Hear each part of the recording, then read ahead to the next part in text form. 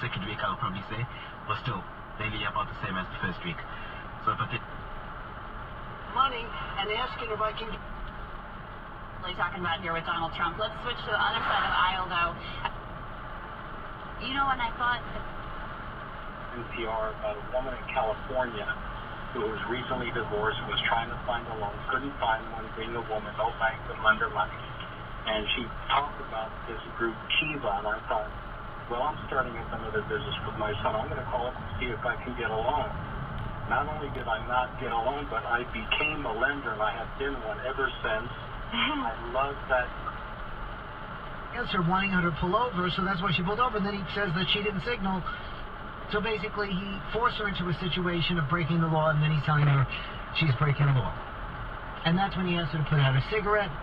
And I had the mental strength to do what I did, and I think thirdly, it brought me closer to my friend.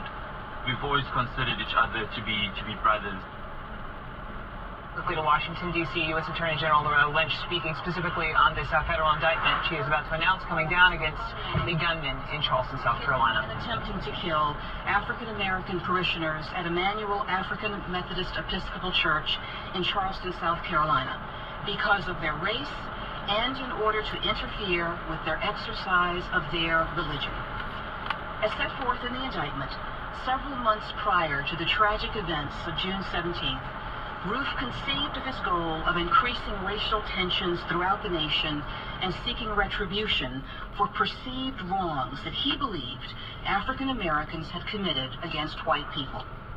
To carry out these twin goals of fanning racial flames and exacting revenge, Roof further decided to seek out and murder African Americans because of their race.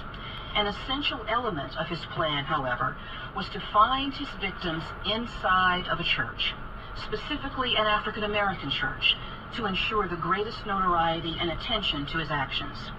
As alleged, Roof set out the evening of June 17, 2015, to carry out this plan, and drove to the Emmanuel African Methodist Episcopal Church in Charleston, South Carolina, known as Mother Emanuel.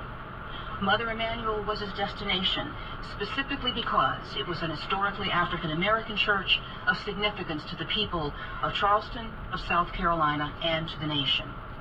On that summer evening, Dylann Roof found his targets, African-Americans engaged in worship. Met with welcome by the ministers of the church and his parishioners, he joined them in their Bible study group. The parishioners had Bibles. Dylann Roof had his .45 caliber Glock pistol and 8 magazines